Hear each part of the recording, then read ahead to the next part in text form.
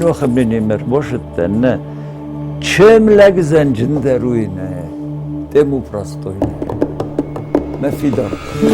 После продолжительной болезни ушел из жизни Вадим Габараев, политический и общественный деятель, защитник своей многострадальной родины. Человек, который всегда принимал активное участие в вопросах государственного строительства Южной Осетии. Строитель по профессии Вадим Габараев занимал должность главного архитектора города Цхинвал. Но в конце 80-х, начале 90-х, оставив мирную профессию, он вместе со своим народом встал на защиту независимости Южной Осетии. Будучи депутатом Югостинского областного совета народных депутатов 20-го созыва, Вадим Габараев выступил за право на самоопределение осетинского народа и взялся за оружие, когда грузинские националисты попытались лишить нас права на свободу. Вадим Ильозович состоял в группе Алана Джуева Парпата. Ни один переговорный процесс не обходился без его участия. Он заслужил авторитет среди боевых товарищей и простых граждан благодаря своей активной гражданской позиции. Занимая должность главы администрации города Цхинвал в самые тяжелые времена, когда не было света, воды и других жизненно необходимых условий, он всегда был рядом с народом, поддерживал как мог.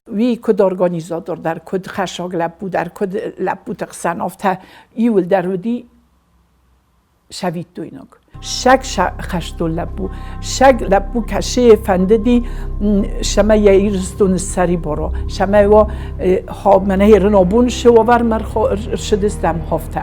Вадим Габараев с оружием в руках отстаивал интересы не только Южной Осетии. Он поспешил на помощь абхазскому народу, был активным участником отражения нападения Ингушетии на пригородный район Северной Осетии. После августовской войны, когда в республике наступил долгожданный мир, Вадим Габараев вернулся в профессию. Он начал работать в Министерстве строительства и архитектуры и вновь взялся восстанавливать родную республику. На протяжении многих лет Габараев работал на руководящих должностях в различных областях жизнедеятельности Республики Южная Осетия. За заслуги перед Родиной в марте текущего года президент республики Анатолий Бибилов подписал указ о награждении Вадима Габараева медалью во знаменовании десятилетия победы в Отечественной войне народа Южной Осетии. Анатолий Бибилов вручил награду Габараеву у него дома.